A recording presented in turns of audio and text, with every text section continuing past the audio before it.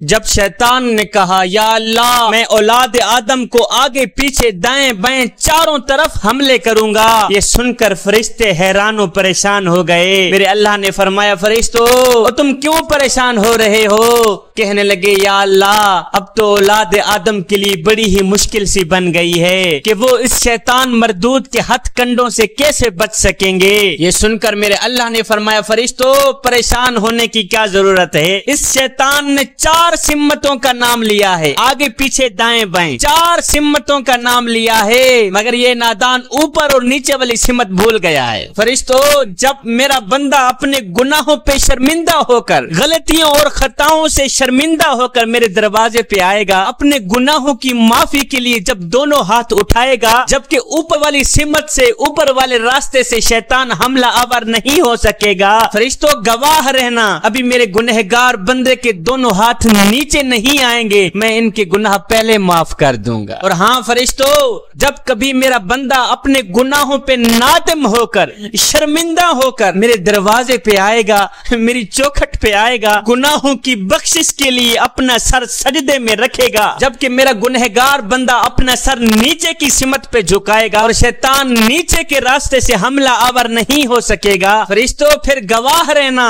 ابھی میرا بندہ سجدے سے اپنا سر اٹھائے گا نہیں، میں ان کے گناہ پہلے معاف کر دوں۔ جوانو آگے پیچھے دائیں بائیں تو شیطان نے گھیرا ہوا ہے، یاد رکھنا اوپر اور نیچے والی سمت ابھی محفوظ ہیں۔ شیطان نہ اوپر کو حملہ کر سکتا ہے نہ نیچے حملہ کر سکتا ہے، شیطان نہ ہمیں توبہ کرنے کو روک سکتا ہے اور نہ ہی سجدہ کرنے کو روک سکتا ہے۔ اگر تم جان بوجھ کر رک جاؤ تو یہ بھی قیامت کے دن تم سے پوچھا جائے گا، اس لیے آج ہی اپنے پروردگار عالم کی چوکھٹ پہ آ کر اپنا سر سجدے میں رکھیں اور اللہ کے ساتھ اپنا معاملہ درست کر لیں، اوپر کی طرف ہاتھ اٹھائیں، توبہ کی بھیک مانگیں، توبہ کی بھیک مانگ کر اللہ سے اپنا معاملہ درست کر لیں۔ میرا اللہ اسے پسند فرماتا ہے جو شخص توبہ کرتا ہے، میرا اللہ اسے پسند فرماتا ہے جو شخص سجدہ کرتا ہے۔ ان الشیطان للانسان عدو مبین، جوانو شیطان انسان کا کھلا دشمن ہے۔ ایک دن حضرت سیدنا موسیٰ علیہ السلام کے پاس شیطان آیا، حضرت موسیٰ علیہ السلام نے شیطان سے پوچھا مجھے بتاؤ وہ کون سا کام ہے جس کے کرنے سے تو انسان پر غالب آ جاتا ہے؟ تو شیطان نے کہا یا حضرت جب آدمی اپنی ذات کو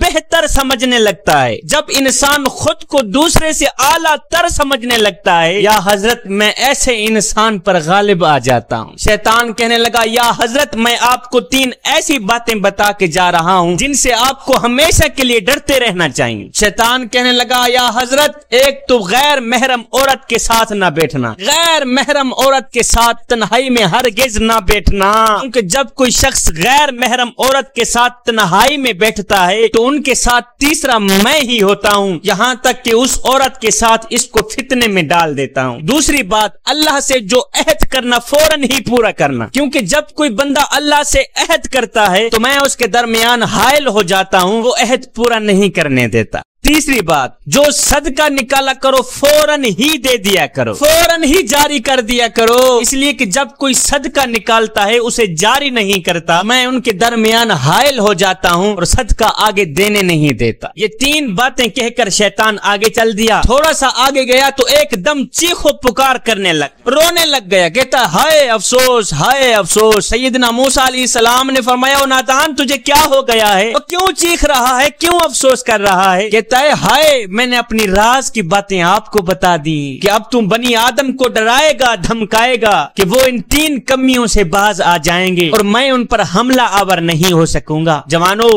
تم نے اپنے اندر یہ جو شیطان بٹھا رکھا ہے نا اسے نکال دو، اس شیطان کو گرفتار کر لو نہیں تو یہ تمہیں گرفتار کر لے گا، اس شیطان کو مار دو نہیں تو یہ تمہیں مار دے گا۔ اقبال نے کیا خوب لکھا تھا کہ ایسا نہیں کہ نفس کا شیطان مر گیا، شیطان تو ہے زندہ انسان مر گیا، سجدوں پہ سر جھکانے کی فرصت نہیں رہی، مومن کی روح میں بسا مسلمان مر گیا، ارے مسجد تو پکی بن گئی اور شاندار بھی، کچی ہے رب سے چاہتے ایمان مر گیا، حیرت ہے تیری قسمت پہ اے اقبال، پیدا ہوا تھا خوشنما ویران مر گیا۔